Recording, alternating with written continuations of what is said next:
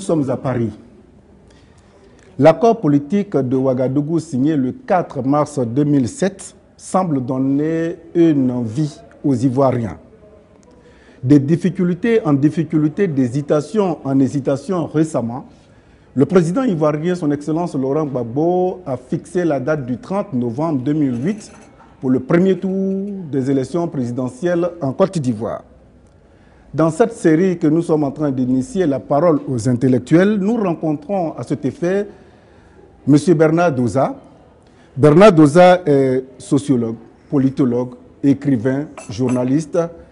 Oh, que dire? Un monsieur me disait, Bernard Doza est un monsieur qui utilise le passé pour construire et instruire le présent. Nous rencontrons à cet effet M. Bernard Doza, avec qui nous allons faire un petit tour d'horizon, afin de poser, n'est-ce pas, le débat profond sur les enjeux de cette élection qui se prépare en Côte d'Ivoire.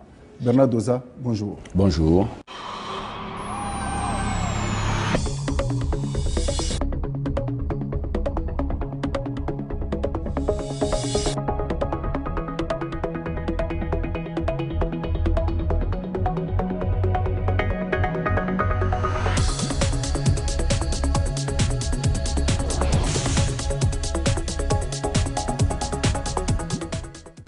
Quand on parle d'enjeux sur les échéances qui arrivent en Côte d'Ivoire pour le 30 novembre 2008, ce débat profond pour vous, c'est quoi?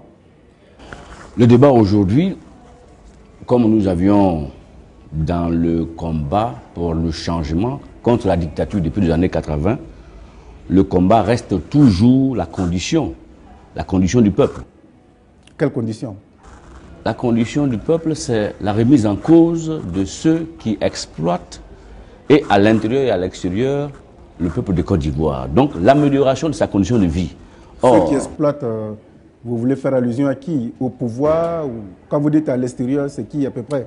La Côte d'Ivoire, qu'est-ce que c'est? Récemment, j'ai dit dans une émission de télévision que la Côte d'Ivoire, c'était la carte postale de la France. C'était une sorte de plantation coloniale où les intérêts occidentaux, pour gouverner l'Afrique francophone, ont préféré donner le pouvoir à un sous-préfet local qui, à partir d'Abidjan, contrôlait en réalité les 14 pays francophones qui servaient de relais à la France dans ses intérêts personnels et privés. Donc, le grand débat depuis les années 50, depuis les années 60, ou même, disons, depuis les années 80, en ce qui me concerne, parce que je suis de la génération estudiantine des années 80, le grand débat, c'est comment faire le changement et quel type de changement allons-nous faire en Côte d'Ivoire. C'est ça qui a été le vrai changement. Alors, le vrai débat. Pour vous, le débat qui doit structurer les échéances qui arrivent, c'est le changement.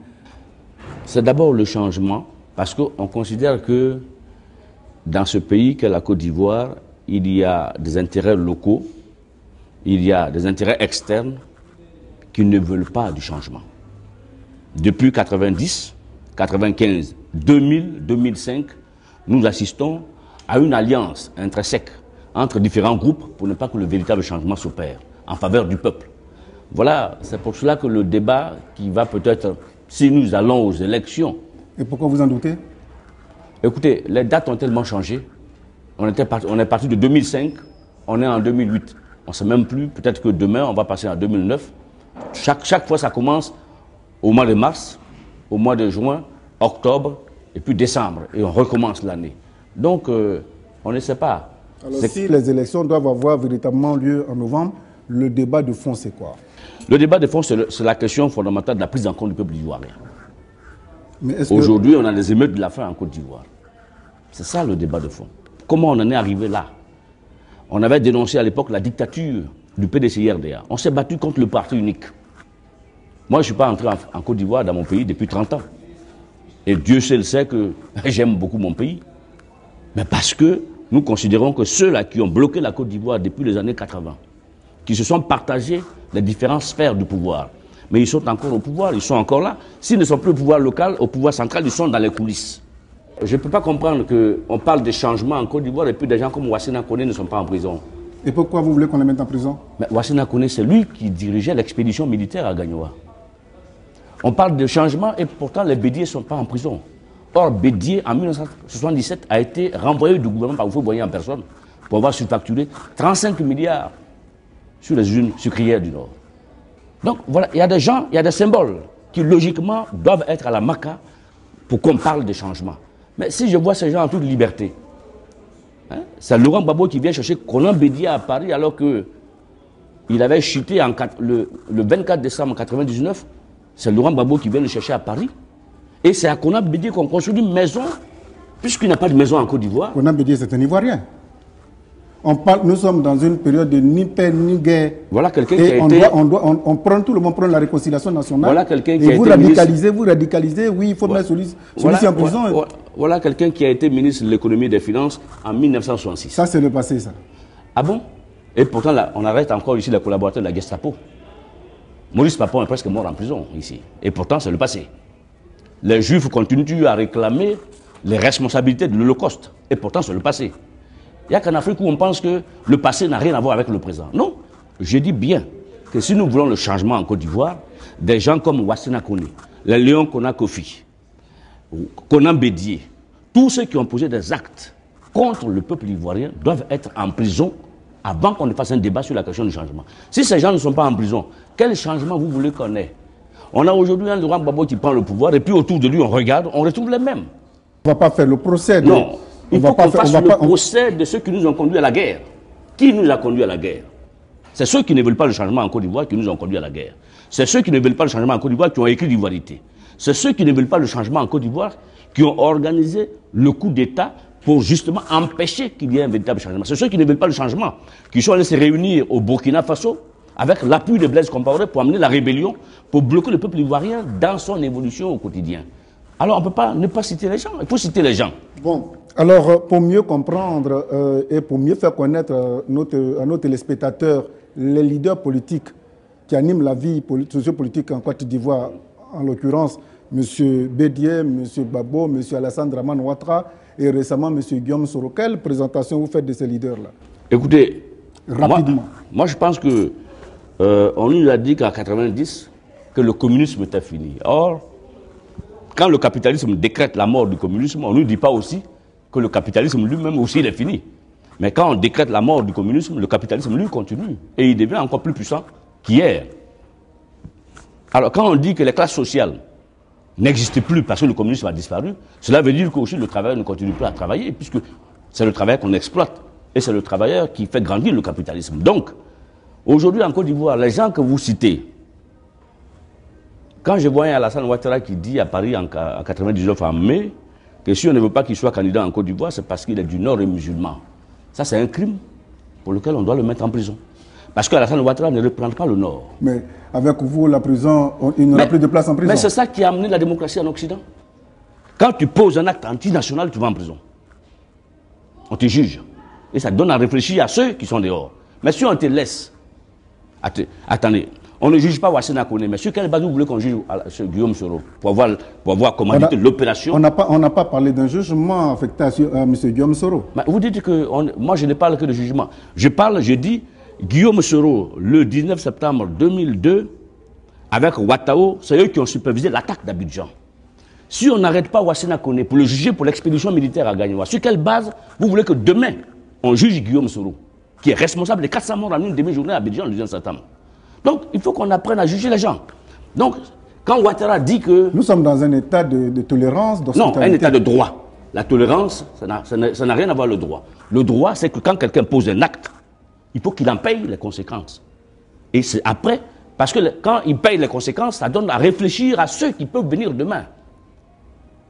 Quand Wassena Kone lance l'expédition militaire à Gagnoa et qu'on ne le touche pas, ça veut dire que l'impunité règne. On parle de Bédié, de Gbagbo et de Soro. Wassena... Maintenant, vous me parlez de Bédié, de Gbagbo et de Soro. Regardez bien.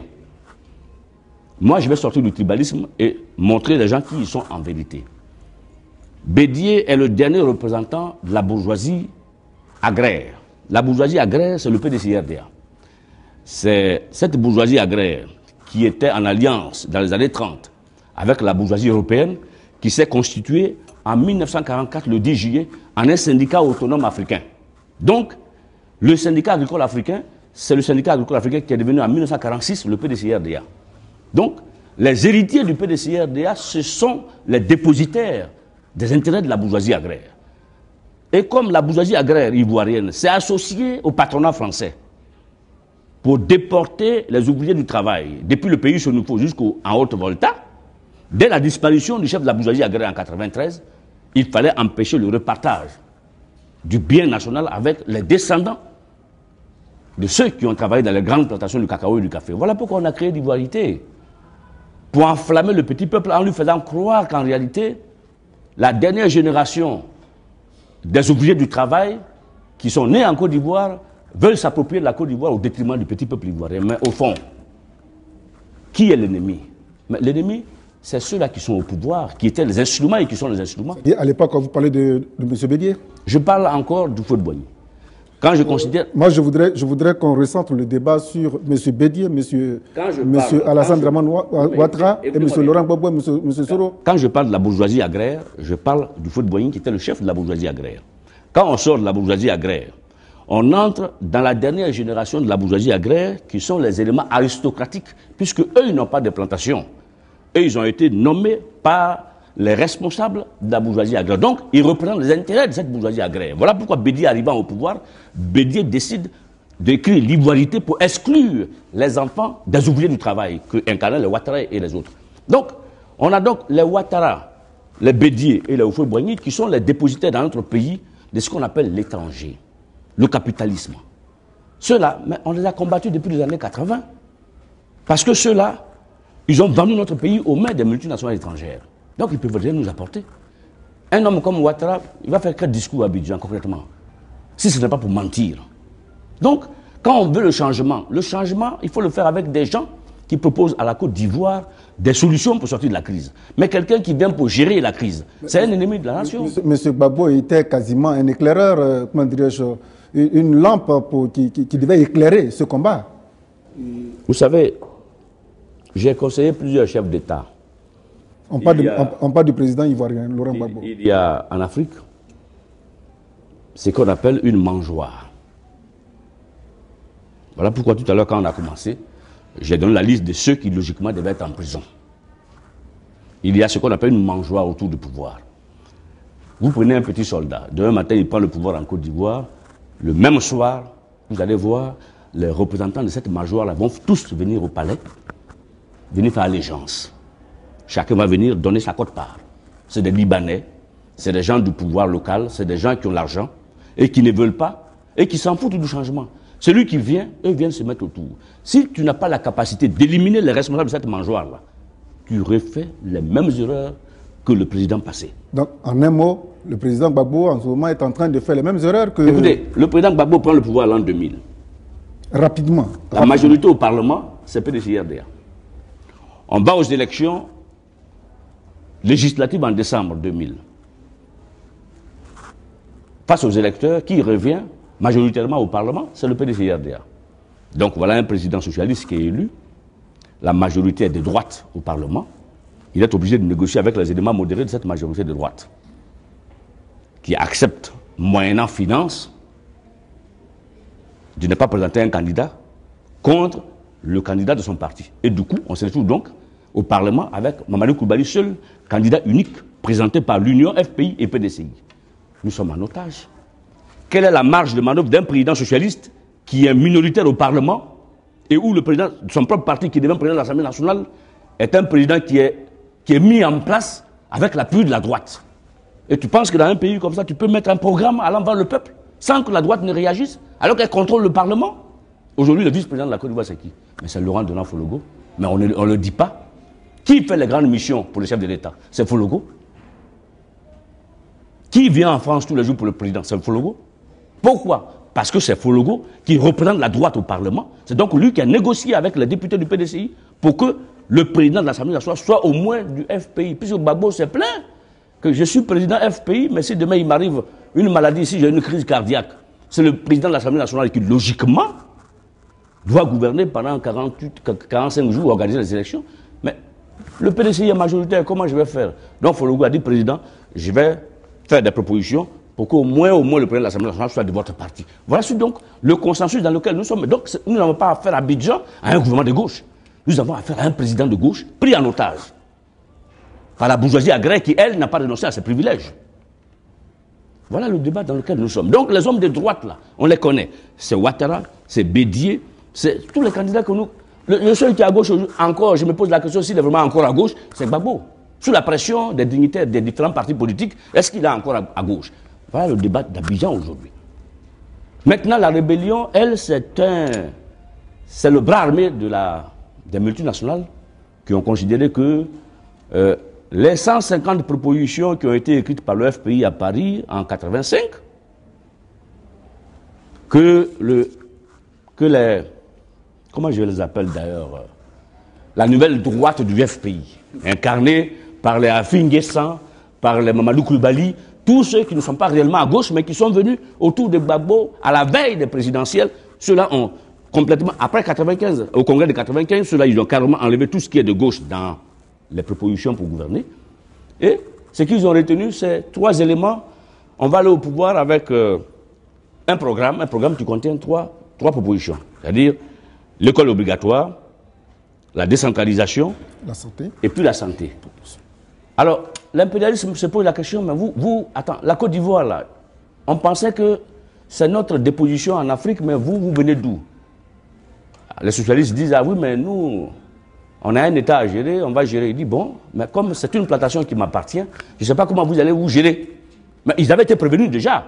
Alors maintenant, quand ils sont allés, ils ont posé le programme, les 3 éléments du programme, eh bien, l'impérialisme a dit, non, nous, on n'est pas concernés dans votre programme. Bon. Est-ce qu'on peut véritablement parler d'une révolution ratée ou réussie par Laurent Gbagbo? On ne peut pas faire de révolution dans un pays quand l'étranger est encore là. De quelle révolution nous parlons? De quel étranger parlez-vous? Écoutez, quand je parle de l'étranger, on va sortir des mots opaques. Quand je parle de l'étranger, je parle de la France. Et qu'est-ce que la France... Vous vivez, hein, l'interview que nous sommes en train d'enregistrer se passe en France. Vous indexez la France. Écoutez, quels sont les éléments que vous possédez qui vous permettent aujourd'hui d'indexer la France dans tout ce qui arrive à votre pays, la Côte d'Ivoire? Est-ce qu'il y a une différence entre Abidjan et Paris? Il n'y a pas de différence. Quand je suis à Paris, je suis au même titre en danger que si j'étais en Côte d'Ivoire. Le régime est le même. Hein? En 1983, pour avoir dit que vous faites à conduire l'expédition militaire à Gagnoua sur une radio, on m'a arrêté ici à Paris, on m'a mis en prison 48 heures. Donc que je sois à Paris ou que je sois à Abidjan, c'est la même chose. Mais je dis bien que la Côte d'Ivoire est le prolongement de la France en Afrique francophone, au niveau politique et social. Donc, comme c'est une plantation de la France, le débat, on l'a eu à Paris avec le Gbagbo en 1984, au congrès du MID. On a dit que ce pays-là, c'est une plantation de la France. Vous ne pouvez pas, sans qu'on ne fasse une véritable révolution anticoloniale. Mais quand vous parlez de révolution, c'est quoi? Il faut tuer tout le monde, il faut décapiter tous les Ivoiriens? Ça, c'est la caricature que la droite fait de la révolution. Alors pour vous, la révolution, c'est quoi alors? La révolution, c'est la remise en cause d'un ordre établi dans un mouvement populaire qui part à la recherche de sa liberté pour écrire une nouvelle vision du monde. Mais ce dont vous parlez, la Côte d'Ivoire en a vécu récemment. Les Bleus Goudé qui sont venus donner leur poitrine pour sauver la République. On a un président qui a été frappé par une rébellion, qui appelle à son secours une jeunesse qu'on lance au devant quand le président est déséquilibré dans son pouvoir personnel. Mais cette jeunesse n'a pas un programme de société, elle n'a pas un programme pour faire une révolution anticoloniale. Donc, lorsque le président en question entre dans les négociations avec l'ennemi, cette jeunesse-là devient une sorte d'otage. C'est à cela que nous assistons aujourd'hui en Côte d'Ivoire. Bon, c'est donc assez compliqué. Ce que nous disons et ce que moi j'ai dit qu'on ne peut pas, dans un pays comme la Côte d'Ivoire, vouloir aller au sommet de l'État, avec une bourgeoisie locale qui n'a pas renoncé à ses privilèges, avec un impérialisme étranger qui considère notre pays comme une déposition, et puis vouloir, à partir du sommet de l'État, appliquer un programme pour aller vers les intérêts du peuple sans que l'impérialisme ne réagisse, soit de l'extérieur, soit de l'intérieur, à travers la bourgeoisie locale. Voilà donc, voilà un peu... Si les mots que j'emploie ne sont pas assez lisibles, on peut encore essayer de parler un français plus terre à terre. Non, c'est lisible. Depuis le déclenchement de la guerre jusqu'à nos jours, on a l'impression que l'État ivoirien ne fait pas de compte rendu sur les dépenses de l'État, de son État. J'ai discuté... Est-ce que cette impression... J'ai discuté avec quelques responsables. Et j'ai je crois savoir ce qui se passe depuis 2002 en fait. Ce dont se plaignent les Ivoiriens, que depuis 2002, l'État est devenu opaque, l'État ne rend plus compte, on ne sait pas où va l'argent de la République. Dans toute l'histoire de l'humanité, dans aucun pays du monde, on ne peut faire une révolution économique et politique si on n'a pas créé une bourgeoisie nationale. Donc, comment créer? Qu'est-ce qu'il faut pour créer cette bourgeoisie tant criée ou décriée? Qu'est-ce qu'il faut véritablement? Elle est en création à Abidjan. Depuis 2002, je crois que les milliardaires sortent des terres je sais pas, comme des cacahuètes. Mais ces milliardaires-là, le vrai débat qui va avoir lieu, c'est après la guerre. Le vrai problème que tout homme qui veut faire le changement dans un pays du tiers-monde a, c'est lorsque l'impérialisme s'en va, qui prend la place des opérateurs économiques étrangers. Parce qu'en partant, ils vont saboter toute l'économie du pays, comme ils l'ont fait en Guinée-Conakry. Donc, il faut aujourd'hui en Côte d'Ivoire créer une nouvelle race de bourgeois. Des gens qui sont assez nationalistes pour que demain, quand les Bouygues, les Bolloré et autres s'en vont, en laissant notre économie dans une situation exsangue, il faut que des bourgeois locaux puissent reprendre les éléments fondamentaux de cette économie-là pour pouvoir les remettre en valeur et relancer l'économie nationale. On ne peut pas compter, aucun pays indépendant ne compte sur la... Moi, j'attends des responsables africains qui parlent, chaque fois ils parlent, on attend des opérateurs économiques, on a reçu... Aucun pays dans le monde ne peut se développer sur la base des opérateurs étrangers qui viennent investir dans un pays qui n'est pas le leur. Donc, dans tout pays, avant qu'on ait lutte pour l'indépendance, il faut déjà qu'on comptabilise combien de personnes dans ce pays-là ont l'argent pour que le jour où on prend l'indépendance, les opérations financières pour l'investissement viennent de cette bourgeoisie avec laquelle on peut discuter, trouver un pacte. Même Berlusconi, quand il a été élu, pas maintenant, mais... Sa première élection. La première des décisions qu'il a prises, c'est de lancer un appel à tous les Italiens qui sont aux États-Unis et ailleurs pour qu'ils ramènent l'argent qu'ils ont acquis. Ils s'en foutent de comment ils ont acquis l'argent, qu'ils ramènent l'argent. L'État prend 1%, le reste, ils n'ont qu'à créer des emplois pour que les Italiens travaillent. C'est ça qui se passe aujourd'hui en Côte d'Ivoire. C'est vrai, le petit peuple souffre. On dit, mais on ne sait pas où les réformateurs vont à l'argent. Mais ce que nous, on constate, c'est que de 2002 à maintenant, on peut au moins compter quelque chose comme 150 voire 200 milliardaires à partir de la refondation. Maintenant, le vrai problème est de savoir si, quand nous sortons de la guerre, est-ce que ces milliardaires vont créer des emplois? S'ils ne créent pas des emplois, alors là, ils vont nous trouver devant. Ok. Nous allons changer encore de volet pour parler des relations France-Côte d'Ivoire. Sarkozy a prôné la rupture, c'est-à-dire que la mort programmée de la France-Afrique. Vous y croyez-vous? J'ai écrit dans mon nouveau livre que Sarkozy, c'était une création du lobby colonial. C'est Bolloré et Bouygues qui ont financé la campagne de Sarkozy. Et Bolloré allait récupérer tout en Côte d'Ivoire aujourd'hui.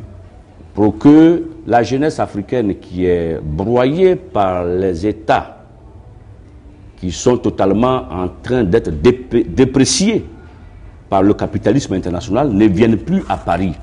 Et comme Sarkozy est la première génération des enfants des Juifs qui sont sortis de la guerre, ils utilisent toujours la question antisémite comme un bouclier de protection par rapport à toutes les attaques. Et comme on a vu que la question identitaire noire en France commençait à monter, il fallait donc qu'on choisisse un jeune d'origine juive qui, de par le passé de son peuple, pouvait être une barrière contre les revendications de l'esclavage et de la colonisation, mais en même temps pouvait permettre à la France de souche de ne pas être confrontée à ces Africains qui sont en train de vouloir maintenant revendiquer la parole. C'est un bouc émissaire. C'est un bouc émissaire. Donc, voilà un homme qu'on a mis sur un podium et à qui on a confié un mandat de parler. Mais jusqu'à quand va-t-il parler? Voilà pourquoi, dans mon livre, dès la première page, j'ai publié ce qu'on appelle le manifeste du guerrier. Parce que j'ai lancé un appel à la dernière bataille de l'immortalité qui va se passer à Abidjan. Pardon? à la dernière bataille de l'immortalité. Elle est très importante. De l'immortalité. De l'immortalité. Tu vois? Tu peux refuser de venir. Tu vas te marier, tu auras beaucoup d'enfants, mais quand tu seras mort, tes enfants vont se souvenir de toi. Mais les enfants de tes enfants ne se souviendront pas de toi. Mais si tu viens à Abidjan, dans la grande bataille que nous allons mener contre l'armée d'occupation coloniale, ton nom sera gravé sur le mémorium de l'histoire. C'est ça, la Côte d'Ivoire de demain.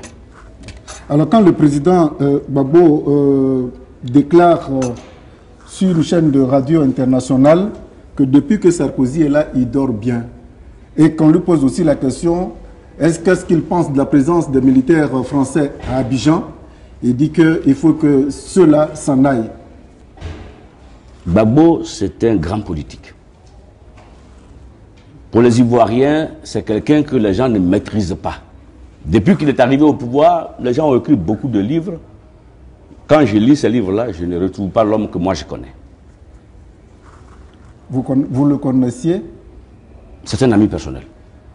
Nous avons travaillé ensemble en 1983. Aujourd'hui, les conditions font que vous ne pouvez pas prétendre dire que le président de Côte d'Ivoire est votre ami, le président de la République de Côte d'Ivoire. Pour vous, l'amitié, c'est quoi? J'attends des Ivoiriens qui disent « Ah oui, mais Doza est fâché avec Gbagbo parce que depuis que Gbagbo a pris le pouvoir, on ne l'a pas appelé. » L'amitié, ce n'est pas ça. Non, l'amitié, ce n'est pas ça. Si toi, tu m'accueilles chez toi à la maison, au moment où je suis en difficulté, quelle que soit ma situation future, tu restes un ami pour moi parce que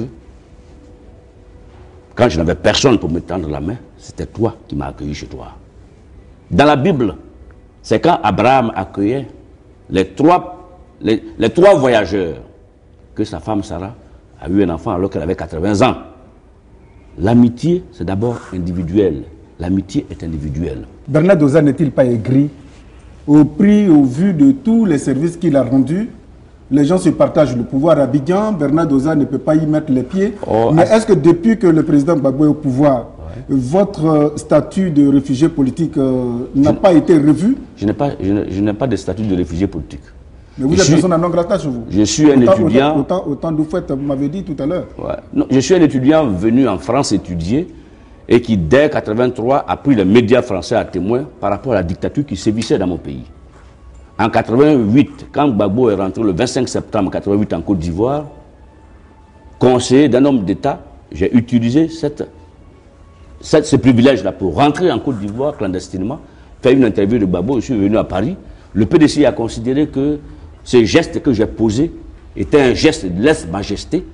Ils ont envoyé Bala Keïta à Paris pour venir jusqu'à sur la radio où je travaillais, obliger la direction de la radio à une confrontation entre moi et lui. Et moi, je devenais non plus le journaliste, mais le représentant d'une opposition ivoirienne qui utilisait l'antenne où j'étais comme un tremplin pour attaquer le sage de l'Afrique. Au cours de cette émission, je n'ai rien dit. Il a insulté tout le monde. Il a insulté tout le monde. Quand il a fini, on a levé la séance. Donc, je n'ai jamais considéré que j'étais persona non grata en Côte d'Ivoire. Je me suis toujours considéré comme la dernière carte de l'opposition de gauche. Laurent Gbagbo, c'est un socialiste. Un homme qui s'est lui-même modéré face à la situation de la Côte d'Ivoire. Il a dit lui-même récemment qu'en 1980, quand ils ont renoncé à la lutte communiste pour travailler pour la transition pacifique à la démocratie, certains ont dit qu'ils avaient abandonné la lutte. Mais aujourd'hui, il est au pouvoir. C'est un choix qu'il a fait. Mais ça ne veut pas dire que c'est le dernier choix pour la gauche. Oui. M. Bernard, je vous ai posé une question bien précise. Dans le partage de tous ces biens, vous avez été oublié et vous montrez votre intégrité d'aujourd'hui. Et vous attaquez. Franchement, vous n'êtes pas de tout tendre avec le pouvoir parce que dans ce partage, vous avez été oublié. Donc, on sent beaucoup. Moi, j'arrive de Côte d'Ivoire, me dit Bernard Doza, c'est un des aigris du pouvoir du FPI en France. C'est lui qui te dit ça. Dis-lui que Doza dit que tu mens. Parce que pour que Doza vive bien, il n'a pas besoin de la Côte d'Ivoire. À 30 ans déjà, j'étais conseiller de 2 chefs d'État. Nous sommes non, laissez-moi venir. À 30 ans, j'étais conseiller de 2 chefs d'État. Le président Blaise Compaoré, le président Diouf. Aujourd'hui, j'ai 53 ans. En 2003, j'étais conseiller du général Bozizé. Quand tu es conseiller spécial d'un chef d'État, tu n'as pas de salaire. Tu as un budget. Tu as un budget. Est-ce que j'ai vraiment besoin d'aller en Côte d'Ivoire pour prendre un poste? Même un poste de ministre ne m'arrangerait pas. Je préfère être conseiller spécial d'un chef d'État que d'aller prendre un poste ministériel à Abidjan. Donc, ceux qui disent dans l'entourage du président que Dosa était gris, c'est qu'ils n'ont rien compris. Dosa n'a pas besoin de la Côte d'Ivoire. Si je veux aller en Côte d'Ivoire, c'est parce que c'est mon pays. C'est parce que c'est mon pays. Et j'ai acquis des connaissances sur le plan international que je veux faire profiter à mon pays, c'est tout. Sinon, ce n'est pas un problème d'argent ni de poste. Bien. Alors, récemment, il y a eu des émeutes à Abidjan dues à la famine. La population, les femmes sont descendues dans la rue pour crier « Monsieur Gbagbo, nous avons faim ». Parce que le peuple connaît Gbagbo. Mais il y a des gens autour de Gbagbo. Gbagbo que je connais, moi, c'est quelqu'un qui n'aime pas l'argent. Aujourd'hui, on me dit le pouvoir change les hommes. Moi, je ne crois pas. Chaque fois, les gens me disent, oui, mais tel chef d'État est méchant. Je dis non. Si les gens qui sont autour de lui sont méchants et qui ne disent rien, c'est qu'il a une part de responsabilité. Mais moi, je connais l'homme avec qui j'ai vécu à Paris pendant 6 ans dans l'opposition clandestine. Il a changé. C'est ce qu'on me dit. Mais il y a le pouvoir change, M. Dosa. C'est ce qu'on dit. Mais moi, je pense que l'homme en lui-même ne change pas s'il n'a pas envie de changer. Les émeutes de la faim, j'ai considéré que le pouvoir avait fait une grande faute parce que quand les rebelles ont frappé la Côte d'Ivoire en 2002, 3 millions de personnes ivoiriennes ont quitté le nord pour venir se greffer sur la population d'Abidjan qui déjà n'était pas loin de 4 millions de personnes. Le pouvoir n'a rien fait pour encadrer les réfugiés dans leur propre pays qui sont venus dans la capitale. Donc du coup, il y a eu l'explosion de tous les canaux qui pouvaient permettre aux Ivoiriens de s'en sortir au minimum dès le lendemain de la rébellion. De 4 millions de personnes, on s'est retrouvé à 7 millions de personnes à Abidjan, rien que pour la seule ville d'Abidjan. Selon vous, on devait crier comme on le fait au Soudan. On devait lancer un appel à la communauté internationale pour venir assister. Le pouvoir lui-même devait, dans son propre pays, créer les conditions pour accueillir ceux qui ont quitté le Nord à cause de la guerre. On pouvait créer des habitations précaires. On pouvait créer des habitations qui ne devaient pas durer. Car on considère que la guerre va se terminer et ces gens doivent forcément et logiquement repartir chez eux. Mais quand on a laissé les gens arriver et qu'on s'est dit comme ils sont dans leur pays en Côte d'Ivoire, chacun peut se débrouiller, on a atterri aujourd'hui à la montée en flèche de la violence dans la capitale. Le brigandage, l'assassinat, les viols sont devenus monnaie courante. La prostitution a pris une allure où aujourd'hui, pour 1000 francs CFA à Abidjan, moi je reçois des cassettes vidéo ici que je vois, où pour 1000 francs CFA, des jeunes filles font l'amour avec... Elles sont à 3 ou à 4 pour faire l'amour avec une personne. Donc, c'est cette misère-là qui nous amène à la révolte contre la faim. On nous dit, mais c'est un phénomène mondial. Mais en Côte d'Ivoire, déjà, on avait les prémices d'une révolte intérieure avant les émeutes de la faim ailleurs. Parce que j'ai encore appelé Abidjan, où des gens bien placés m'ont dit, la situation... Je dis, mais à quel niveau se trouve le problème? Parce que je ne comprends pas. Les proches du président me disent que c'est la droite locale, le PDCI, qui a organisé les gens pour aller revendiquer à travers cette émeute de la faim là, pour aller gâter le nom du président. J'ai dit, mais je ne comprends pas. Imaginons que c'est la droite locale. Mais qu'est-ce que le président a fait par rapport aux réfugiés intérieurs? Aucun cas. Peut-être qu'il y a pensé, mais ceux à qui on a donné l'ordre de le faire, est-ce qu'ils l'ont fait? On ne sait pas. Donc, s'il y a eu des révoltes de la faim en Côte d'Ivoire, c'est parce que la faim existe bel et bien en Côte d'Ivoire. Donc, il faut que, quelque part, on trouve une solution. Mais la solution, elle est dans le départ des rebelles. Parce que toutes les solutions ont été données. Monsieur Dosa, je voudrais vous rappeler que dans mon introduction, si vous l'avez bien compris, vous m'avez bien écouté, je dis depuis la signature de l'accord politique à Ouaga, la Côte d'Ivoire semble retrouver la paix. Vous remettez en cause? L'accord de Ouaga, quand vous le lisez bien, c'est un succès d'année de tous les accords, de Marcoussis à Accra en passant par Pretoria. l'accord de Ouaga n'apporte rien de nouveau. Je voyais Gbagbo qui applaudissait à toute tête parce que, considérant que Compaoré est responsable en fait de l'attaque de la Côte d'Ivoire, mais ne voulant pas le dire ouvertement, il a préféré qu'un accord se fasse à partir de Ouagadougou entre les différents belligérants, parce que celui-là même qui a été le pompier, lui-même étant partie prenante dans l'accord, il espérait en tirer une paix durable. J'ai écrit au Premier ministre Bani une lettre à l'époque. Nous étions en août 2007. Dans la lettre, j'ai dit, Monsieur le Premier ministre, vous savez que les rebelles ont pris les armes pour faire un coup d'État contre Gbagbo. Les gens qui les ont commandités leur ont demandé de faire un coup d'État contre Gbagbo.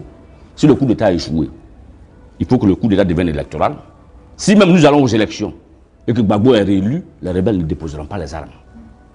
Donc, nous sommes dans une sorte d'impasse où il faut trouver une nouvelle solution. Et c'est laquelle? Elle va venir bientôt, rapidement. Mais c'est laquelle? C'est l'objet de cette émission. Nous sommes là pour éclairer, comme je l'avais dit tantôt, pour éclairer la lanterne des Ivoiriens. Il y a eu à Abidjan des émeutes de la faim.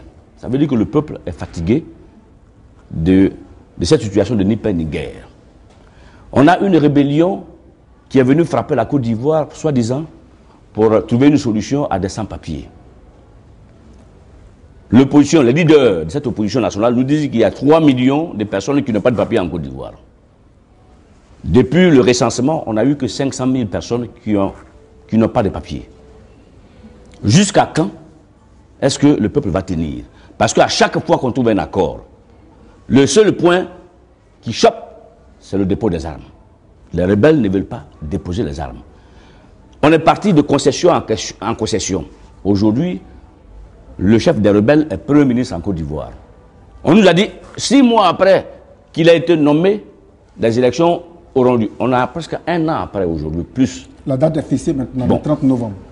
Je crois que la date du 30 novembre est une sorte de lièvre que le président a lancé, parce qu'il devait aller à New York devant les Nations Unies. Il fallait bien qu'ils disent qu'en Côte d'Ivoire, la situation politique avance.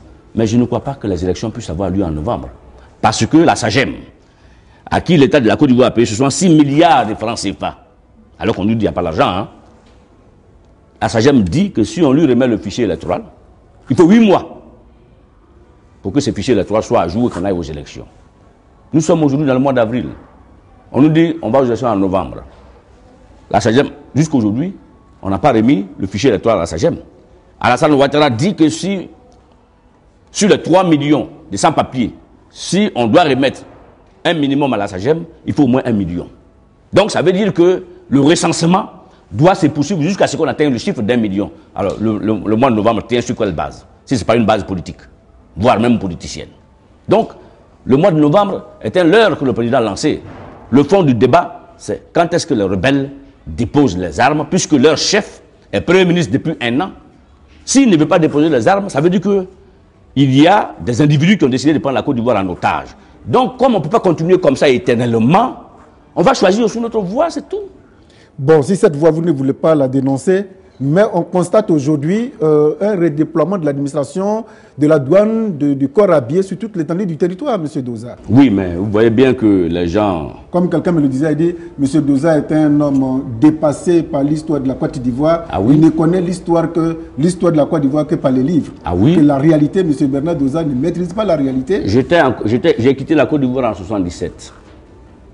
J'ai écrit Liberté confisquée en 1991. Mais est-ce que vous... Et pourtant, ce livre a été interdit en Côte d'Ivoire. Houphouët-Boigny, qui était vivant ici, m'a convoqué à son domicile et il a protesté contre le contenu du livre, alors que je n'étais pas en Côte d'Ivoire. Ceux qui disent que je ne connais la Côte d'Ivoire que par le livre, ils n'ont qu'à attendre Liberté confisquée 2. Je pense même qu'il y a des gens qui vont fuir la Côte d'Ivoire parce qu'ils auront peur qu'on les arrête à Abidjan. Pour vous, le véritable enjeu des élections, si élection il doit avoir, c'est quoi cet enjeu-là? Le véritable enjeu des élections, c'est le retour dans la démocratie. Voilà. C'est le retour dans la démocratie. Le président Gbagbo a parlé de délitement de l'État. Parce qu'en fait, c'est ça le fond du problème. Depuis la fin du communisme, l'impérialisme français et occidental fait en sorte que l'État-nation, qui a été bâti en 1960 dans les pays africains, ne puisse pas résister et, à la limite, finit par créer un véritable État. Donc, qu'est-ce qu'on fait? On fait en sorte pour raviver l'ethnicisme et le tribalisme. Et qui a intérêt à ce que ce débat politique soit tribalisé? C'est toujours la France? Les représentants des intérêts français. Le premier qui a dit à Paris ici que si on ne veut pas qu'il soit candidat en Côte d'Ivoire, c'est parce qu'il est du Nord et musulman, c'est bien Alassane Ouattara. Et il est là. Le premier qui a écrit en Côte d'Ivoire dans la Constitution, sans référendum, que pour être candidat, il faut être des pères et des mères ivoiriens, eux-mêmes ivoiriens de naissance, il est là, c'est Henri Konan-Bédié. Donc, voici des gens que logiquement, parce que quand on quitte, dès l'instant où on quitte le droit du sol, on est automatiquement dans le fascisme. Et M. Bédié, en écrivant l'Ivoirité, a fait naître dans le cœur des Ivoiriens le fascisme et l'exclusion primaire. Donc cet homme-là, le minimum, on doit le juger quand même. C'est Hitler, ça. Dit dans un pays démocratique, où tu as plusieurs nationalités, pré-nationalités, venant d'ailleurs, et même du fin fond de la Côte d'Ivoire, que pour être candidat en Côte d'Ivoire, pour être des pères et des mères ivoiriens, eux-mêmes ivoiriens de naissance, c'est qu'on ne connaît pas l'histoire de la Côte d'Ivoire.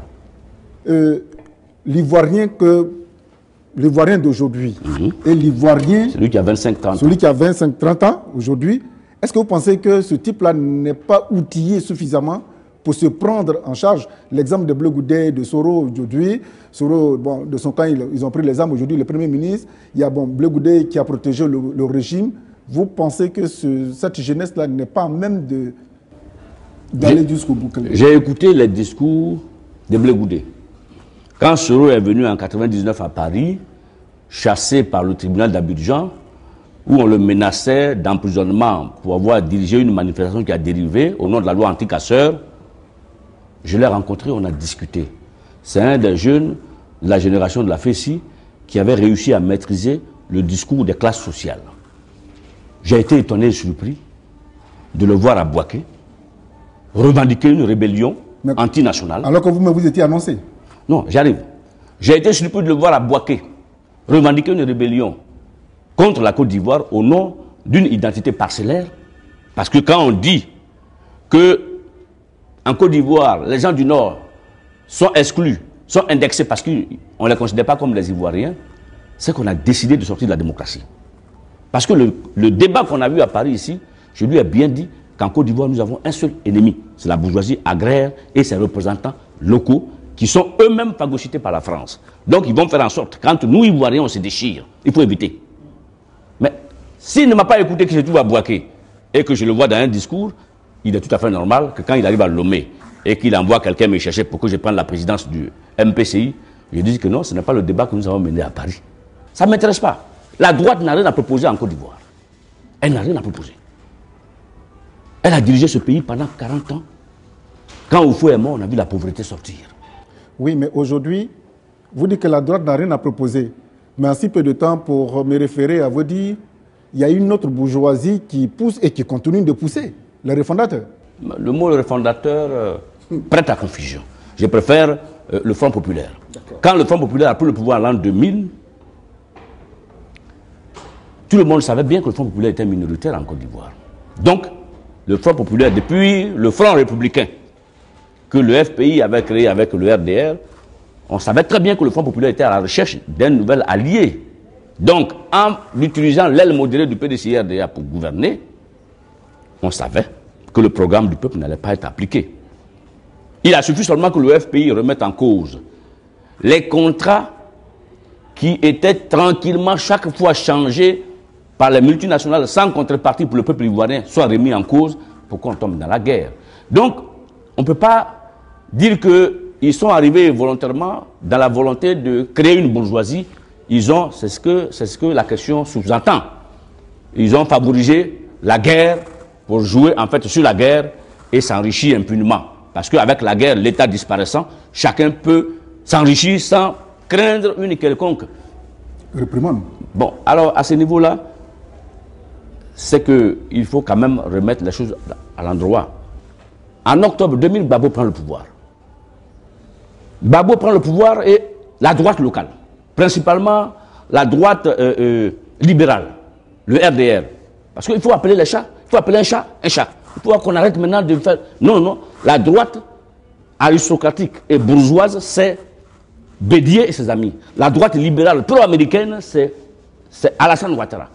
Alassane Ouattara dit il téléphone à Laurent Dona Fologo, il faut que Fologo accepte d'amener le PDCI dans une alliance avec le RDR pour aller manifester contre l'arrivée de Gbagbo au pouvoir. Fologo dit non. Gbagbo a lutté pendant 30 ans, laissez-le gérer une fois au moins, après nous reviendrons. Alassane n'a pas voulu écouter cela. Alors qu'est-ce qu'on a fait? On a lancé les jeunes du RDR dans la rue. On a vu un affrontement qui a commencé depuis octobre 2000 et qui s'est terminé en décembre. Alors qui a mis le feu à la Côte d'Ivoire? Mais c'est la droite. Qui a écrit l'ivoirité? Mais c'est la droite. La droite n'a jamais voulu laisser gouverner cette Côte d'Ivoire par une gauche, même la gauche, même que nous on décrit, qui a abandonné la lutte et qui est devenue une gauche caviar. On ne veut même plus entendre même pas parler de gauche. Donc, jusqu'à aujourd'hui, mais la droite continue. Même le coup d'État qui a été coup d'État, qu'est-ce que la droite a fait? Dès que le général Gueye a pris le pouvoir, au moment où le général Gueye était en train de... Ah, on est venu m'appeler ici, on m'a contacté encore une fois. J'ai été à Bamako pour rencontrer les émissaires du général. Il a dit, il a une chance. Ce qu'on lui demande, c'est de faire comme Napoléon. Il faut arrêter les dignitaires de la bourgeoisie agraire. Soit on les met en prison, si on veut vraiment les garder, mais pour moi, je pense qu'on doit les mettre devant un peloton d'exécution. Comme ça, pour marquer les esprits. Un peloton d'exécution? Oui. Nous sommes en l'an 2008. Attends. Moi je parle des intérêts du peuple ivoirien. C'est mon problème, ça. Le reste, là, ça ne m'intéresse pas. L'histoire des droits de l'homme, ça ne m'intéresse pas. Ici, en France, on parle de droits de l'homme quand la France, quand les gens sont rassasiés. Mais quand ils ont faim, ils ne pensent pas aux droits de l'homme. On préfère l'armée française a tiré en Côte d'Ivoire devant le Terre d'Ivoire. Non? Quand on demande, mais les militaires qui ont tiré, rendez-les à l'État ivoirien pour qu'ils soient jugés en Côte d'Ivoire.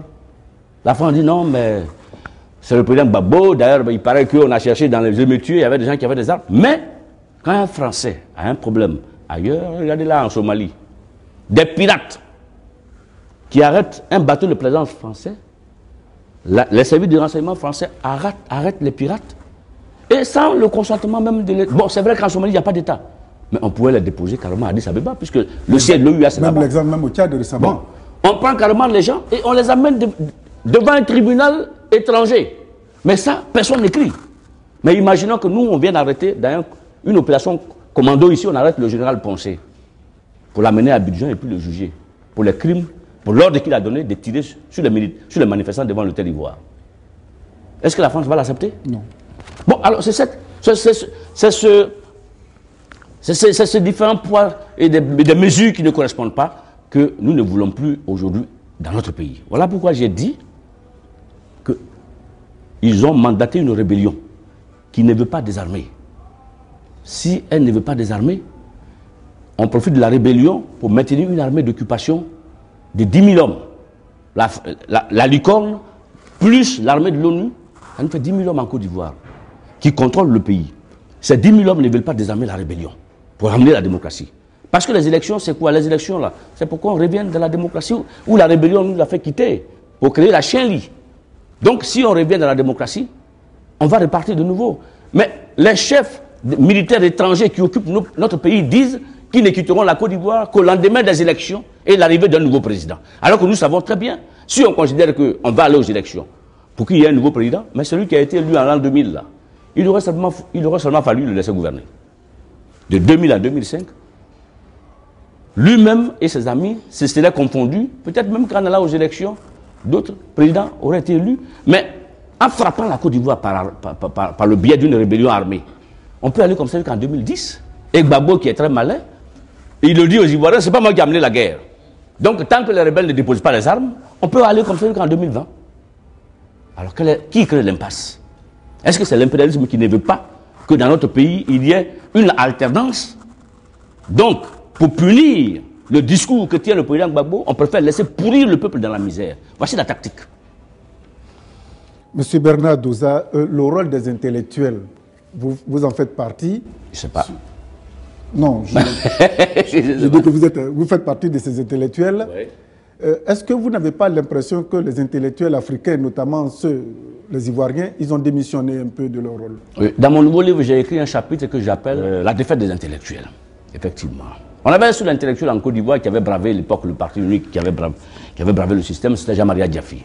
Mais vers la fin de sa vie, dans la pauvreté où le pouvoir l'a maintenu, ils l'ont tellement persécuté que vers la fin, il a fini par adhérer au bédéisme. Et il est mort dans une situation assez scabreuse. Aujourd'hui, j'attends des intellectuels qui se réclament de l'opposition, mais dont le discours ressemble beaucoup plus à un discours tribal qu'à un discours national. Tu vois, quand je vois des gens comme Jean-Noël Loukou, je vois des journalistes comme Tibis Kofi, qui ont pourtant mené la lutte syndicale. Venance Kona. Voilà, Venance Kona, qui écrivent aujourd'hui et qui prennent même, qui prennent les voitures, qui vont jusqu'au Bénin rencontrer IB. On va en parler rapidement. Le problème IB, on me fait signe qu'il nous reste 3 ou 4 minutes. IB ne constitue-t-il pas encore jusqu'aujourd'hui une menace pour la Côte d'Ivoire? L'ancien ministre de la Défense, Lida Kwasi, avait fait une proposition qui me semblait être bonne. Lida Kwasi, qui est un spécialiste de l'armée, a dit que la Côte d'Ivoire n'aura jamais la paix tant qu'on n'aura pas neutralisé les 200 jeunes qui ont participé au coup d'État de 99. Et je suis de son avis. Je suis vraiment de son avis. Les chefs de guerre qui sont au nord, là, les Kone Zakaria, les Fofo, vous pensez que si on ne les exécute pas au nom de la nation, on aura la paix en Côte d'Ivoire? Non. Exécuter? Oui, il faut les exécuter. Des gens qui ont pris les armes pour aller contre la République, on les exécute. Vous assumez, hein? Ah oui, oui, aucun problème. Et on va le faire. Ceux qui prennent les armes contre la démocratie, on les exécute devant une caméra. Parce que ce n'est pas le fait de tuer qui est un problème. Le fait de tuer marque les esprits pour que jamais d'autres personnes ne recommencent. Parce que l'impunité amène chacun à penser qu'il a la liberté de faire n'importe quoi contre l'ensemble du peuple. De quel droit des individus? Parce que on ne leur a pas donné une pièce d'identité. Ils vont au Burkina Faso, ils s'asseyent dans une conspiration avec l'appui d'un État étranger. Et puis ils viennent et frappent la Côte d'Ivoire. Et en une demi-journée, 400 personnes meurent comme ça à Abidjan. Des gens qui sont paisiblement assis dans leur cour, qui reçoivent des balles. Ces gens-là, tu penses vraiment qu'ils ont droit à un débat, à une discussion? Non, je ne crois pas. Ces gens n'aiment pas leur pays. Ce qu'ils veulent, c'est le pouvoir. À tout prix. Et ce sont les gens comme les IB. Je vois sur le cas certains individus isolés qui est carrément au Bénin et qui a flambé d'un mercenaire, qui revendique même avoir déjà fait 4 coups d'État en Afrique. Bon. Et ces gens-là, tu penses que ce sont des gens qu'on doit mettre en prison? Si on veut la paix, mais la paix, là, elle se construit. La paix, elle a un prix, la paix.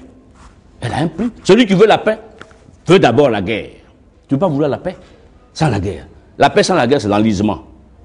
Et à la fin, c'est le peuple qui se soulève contre toi. Parce que le peuple, là, c'est comme un enfant. Il dit, papa, papa, papa, je t'aime.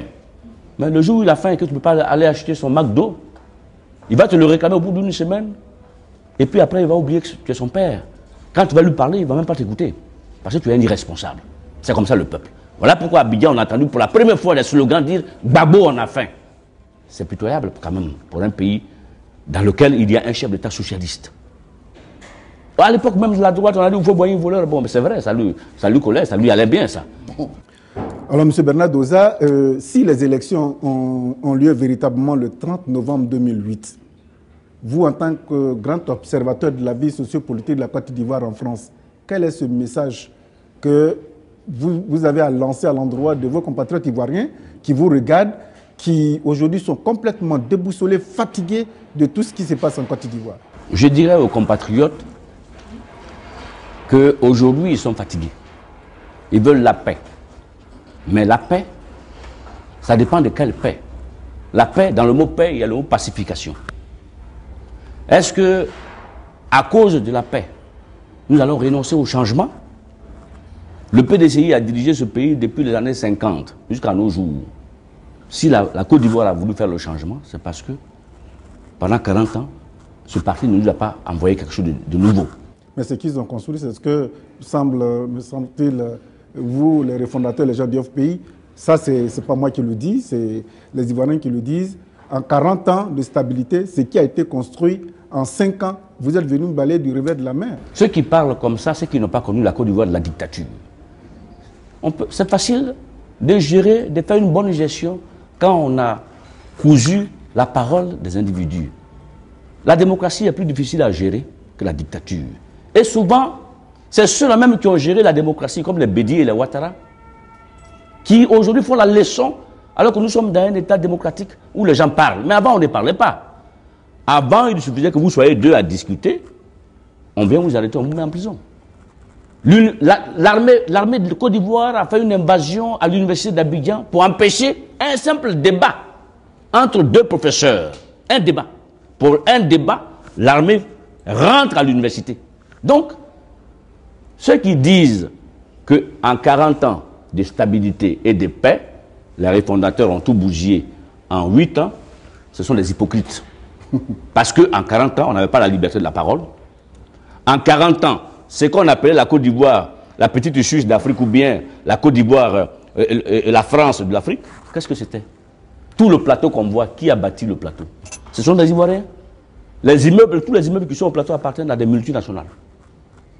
La Côte d'Ivoire, l'État ivoirien n'a rien construit. L'État ivoirien a commencé à construire à Yamoussoukro. Bon, revenons rapidement parce qu'on... Donc là, ce qui est en train de... s'il y a élection, le message que vous... Le message qui est apporté, c'est que les Ivoiriens doivent se dire que la paix ne vaut pas tout le prix. Ils ont voté à l'an 2000 le changement. L'application d'un programme pour sortir la Côte d'Ivoire de la misère. La misère, c'est quoi en Côte d'Ivoire aujourd'hui? Parlons-en de la misère, pour que les Ivoiriens sachent de quoi nous parlons. Quand tu vas à l'hôpital, et qu'à l'hôpital, le médecin te regarde, et il te dit, avant de te soigner, va à la pharmacie, paye d'abord tes médicaments avant qu'il ne te soigne, c'est ça, la misère. Et c'est ça que l'ancien régime et la droite appliquaient en Côte d'Ivoire. Et si ça continue aujourd'hui, c'est parce que les socialistes n'ont pas eu le temps d'indexer les soins gratuits sur l'argent du cacao, du café et sur le minimum de personnes qui travaillent en Côte d'Ivoire. À cause de la guerre, ils ont mis tous les dossiers, ils les ont mis dans le tiroir. En attendant que ceux qui ont amené la guerre acceptent de déposer les armes avant qu'on applique le programme. Voilà pourquoi le peuple ivoirien souffre. Donc, alors, il faut que les socialistes, qui ne sont pas les meilleurs, mais au moins par rapport à la droite, au moins reviennent au pouvoir pour appliquer le programme. Rapidement, vous êtes en train de préparer un nouvel ouvrage. Oui. C'est ça? Oui. Qui sera intitulé Liberté confisquée 2. Le temps de la révolution. Rapidement, un petit résumé, et puis la date éventuelle de sa sortie. Oh, on a prévu pour le mois de juin-juillet. Mais c'est un livre de perspective. Parce que je considère que la Côte d'Ivoire a été décrétée indépendante alors que la nation n'était pas constituée. Dans ce livre, je fais une ébauche pour que la nation se réconcilie. Comme je suis un homme de gauche, je prends toujours sur les acquis de la Révolution française. Le tribalisme existait en Europe ici. Il y avait 400 tribus en France. Mais après la Révolution, ils ont créé des états généraux de la nation et ils ont fait le tour de toute la France. Ils ont passé tribu par tribu. Ils ont convoqué tous les chefs de tribus et ils leur ont demandé de renoncer à leurs prérogatives au profit de la République. Voilà comment l'homme qui était confiné dans sa tribu est devenu un citoyen dont le père est l'État. Chez nous, ce pacte n'a pas été signé. Moi, je propose qu'il faut que les Ivoiriens, pour vivre ensemble, signent un nouveau pacte de vivre ensemble. Tant qu'on n'a pas signé un pacte de vivre ensemble, le BT ne se sentira pas à l'aise dans un pouvoir où c'est un baoulé qui est président de la République. Tant qu'il n'y a pas un pacte de vivre ensemble, où les tribus renoncent à leurs prérogatives, le Gula ne peut pas être à l'aise si au pouvoir il y a un BT. Donc, comme on ne se fait plus confiance, on joue à l'hypocrisie tous. Il faut qu'on s'asseye autour d'une table et qu'on signe un pacte nouveau de vivre ensemble. Voilà pourquoi j'ai écrit le livre. Ok. Avec M. Bernard Doza, effectivement, quand nous l'écoutons, nous vous avons dit d'entrée de jeu que nous jetons les bases d'un débat profond pour amener les Ivoiriens à comprendre un certain nombre de choses. Nous pensons qu'avec lui, vous avez été instruit parce que Bernard Doza, c'est un sociologue, c'est un écrivain, c'est un journaliste. Il a accepté de nous rencontrer dans un hôtel de la place parisienne. Tout un honneur pour nous. Nous lui disons merci et à vous, merci de nous avoir suivis. À très bientôt pour un nouvel intellectuel que nous allons rencontrer. Monsieur Bernard, merci de nous avoir accordé ce temps et tous nos vents, les plus mauvais, les plus bons, accompagnent la sortie de votre livre prochain. Merci beaucoup. Merci. J'espère qu'on se reverra à la sortie du livre. Ben, si vous nous invitez, il n'y a pas de problème. Aucun problème. Merci beaucoup. Merci beaucoup.